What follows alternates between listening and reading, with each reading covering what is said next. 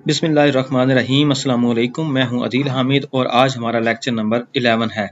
हम लोग advance artificial intelligence जो है वो पढ़ते जा रहे हैं और सीखते जा रहे हैं। आज फिर हमारा एक प्रैक्टिकल लेक्चर है। इसके अंदर हम लोग जो है वो प्रैक्टिकली पाइथन के अंदर प्रैक्टिकल करेंगे और हमारा जो टास्क है वो ये है कि हम यूज़र से दो जो वेरिएबल्स हैं, दो नंबर्स हैं वो इंटीजर टाइप के, वो इनपुट करेंगे और एक फंक्शन क्रिएट करेंगे। उस फंक्शन के ज़रिए से हम लोग जो है वो सम ऑफ इवन नंबर्स जो हैं उनको जनरेट करेंगे, उसको कैलकुलेट करेंगे और इसके अंदर हम लोग जो है वो वाइल लूप भी इस्तेमाल करेंगे और इफ स्टेटमेंट भी इस्तेमाल करेंगे।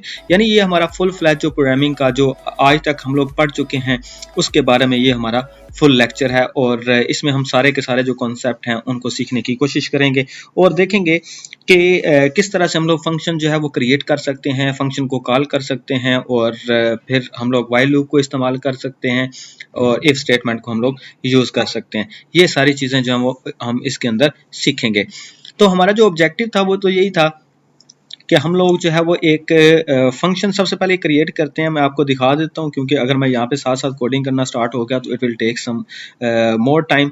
तो इसलिए हम लोग क्या करते हैं, सबसे पहले एक फंक्शन जो है वो क्रिएट कर लेते हैं पाइथन के अंदर। अब फंक्शन जो है वो ये देखें DEF, मतलब ये इसकी फंक्शन को क्रिएट करने के लिए डेफिनेशन के लिए ये जो कीवर्ड है वो इस्तेमाल किया जाता है।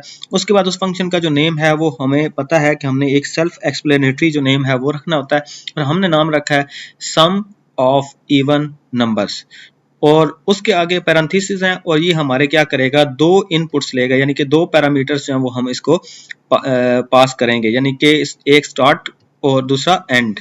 उसके बाद हमें पता है कि हम क्या लगाते हैं, आगे कॉलन जो है वो लगा देते हैं। यानी कि यहाँ तक जो फंक्शन का नेम है और उसके जो पैरामीटर्स हैं वो हम लोगों ने डिफाइन कर दिए हैं कि इसके अंदर दो पैरामीटर्स जाएंगे और उसका नाम जो है वो ये होगा। जब भी हमने इसे कॉल करना होगा तो ये वाला नाम जो है वो इस्तेमाल करेंगे। अब इस फंक्शन के अंदर जब हम इसको कॉल करेंगे तो फंक्शन करेगा क्या, एक्चुअली ये सबसे पहले तो एक वेरिएबल लेगा और वो हमने टोटल सम के नाम से एक वेरिएबल लिया और इज इक्वल टू 0 से रख दिया। मतलब अब हमारे पास एक जो मेमोरी है वो क्रिएट होगी और उसका नाम होगा टोटल सम और उसके अंदर जो है वो 0 जो है वो स्टोर हो जाएगा। अब हमने एक और वेरिएबल लिया है, उसका नाम जो है वो करंट नंबर लिखा है और वो स्टार्ट का नंबर जो है वो हम लोगों ने ले लिया हुआ है। अब आपने ना एक्चुअली थोड़ा सा इसको ना जब हम लोग पूरा कंप्लीट कर लेंगे तो आपको ऑटोमेटिकली समझ आ जाएगी कि हम लोगों ने ये इतने वेरिएबल या इस तरह से इसका जो लॉजिक है वो आपको समझ आ जाएगा। क्योंकि हमें पता है कि हम जो है वो जो इवन नंबर्स होते हैं वो वाले नंबर होते हैं जो दो पे डिवाइड हो जाते हैं और हम लोगों ने एक्चुअली रेंज लेनी थी। मतलब हम चाहते ये थे कि अगर मैं स्टार्ट का नंबर एंटर करूं और एंड का नंबर एंटर करूं तो इन दोनों नंबर्स के बीच में जो टोटल सारे इवन नंबर्स हैं उनको वो सिर्फ सम करे और हमें आंसर कर दे। अब हम चाहते ये हैं कि हमने क्या किया, करंट नंबर जो है वो स्टार्ट का लिया, मतलब वो स्टार्ट से स्टार्ट ले और फिर वो चेक करे कि क्या हमारे पास जो स्टार्ट का नंबर है जब तक वो छोटा रहे एंड वाले नंबर से उस वक्त तक वो चेक करे कि क्या ये इवन नंबर था। अगर वो इवन नंबर था तो वो हमारा जो टोटल सम वाला था वेरिएबल उसके अंदर उसका सम जो है वो कैलकुलेट करके ऐड करता रहे। तो इसके लिए हमने क्या किया, आगे हमने वाइल लूप जो है वो लगाया। वाइल लूप कहां से कहां तक चलेगा, करंट नंबर से लेके एंड नंबर तक, क्योंकि करंट नंबर के अंदर हमारे पास क्या था, स्टार्ट था। तो अब हम क्या करते हैं, इफ वो जो हमारा करंट नंबर है, क्योंकि हर आइट्रेशन के ऊपर करंट नंबर जो वो चेंज होता रहेगा, वो जो करंट नंबर है उसका अगर हम रिमाइंडर, मॉडुलस ऑपरेटर ये हमने यूज किया है। मॉडुलस ऑपरेटर आपको पता है ना, रिमाइंडर फाइंड आउट करके देता है।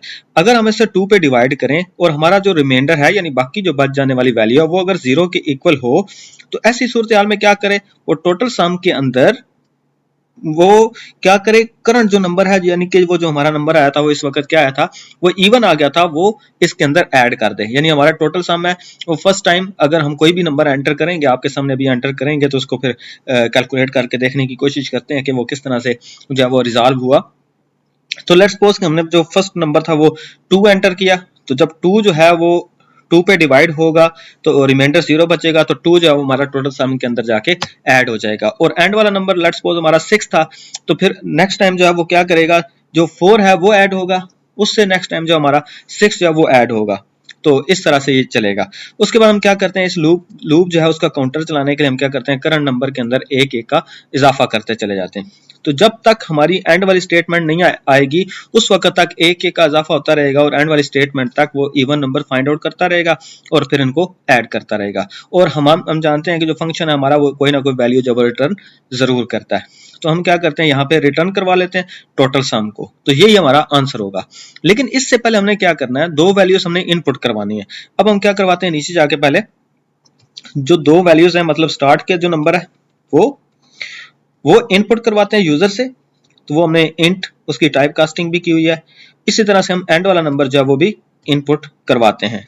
तो हमने स्टार्ट नाम और एंड नाम जो है वो दो नाम वेरिएबल ही हैं और उनके अंदर स्टार्ट का नंबर और एंड का नंबर इनपुट करवा लिया है। अब हम क्या करना चाहते हैं, अब हम वैलिडेट करना चाहते हैं कि क्या हमारा जो स्टार्ट का नंबर था वो एंड वाले नंबर से छोटा ही था। ऐसा तो नहीं है कि हमने जो स्टार्ट का नंबर है वो बड़ा नंबर एंटर कर दिया और एंड वाला नंबर जो है वो छोटा नंबर एंटर किया है।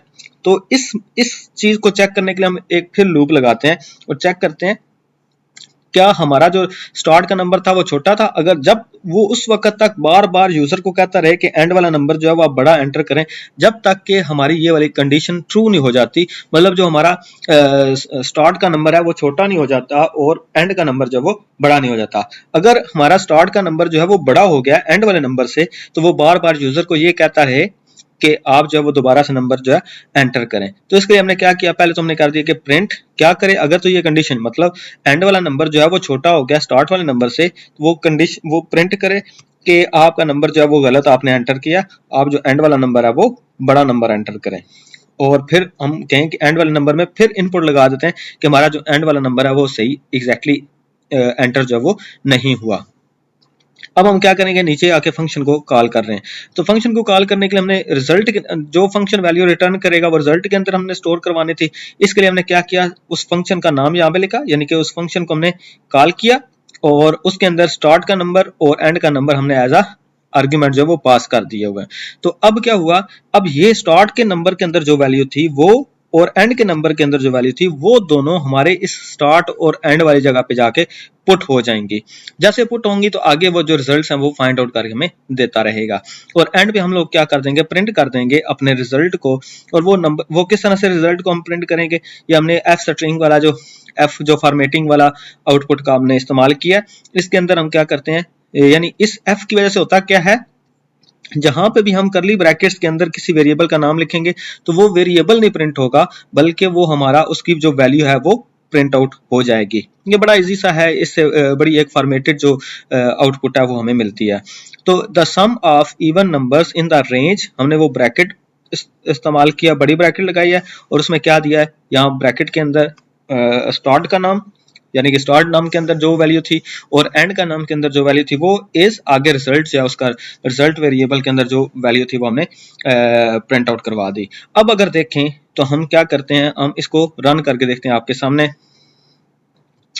ये देखिए जब मैंने रन किया तो वो कहता है जी आप स्टार्ट का नंबर एंटर करें। मैंने स्टार्ट का नंबर 4 एंटर किया और एंटर का बटन दबाया। अब वो दोबारा से मैंने पूछ रहा है कि एंड वाला नंबर एंटर करें, लेकिन अगर मैं एंड वाला नंबर 2 एंटर करता हूं तो देखिए वो क्या कहता है दोबारा से enter the end of the range integer, यानी कि वो दोबारा से एंड ऑफ द रेंज यानी कि जो मैंने यहाँ पे लिखा था उसको प्रिंट आउट करने के लिए दोबारा से कह रहा है।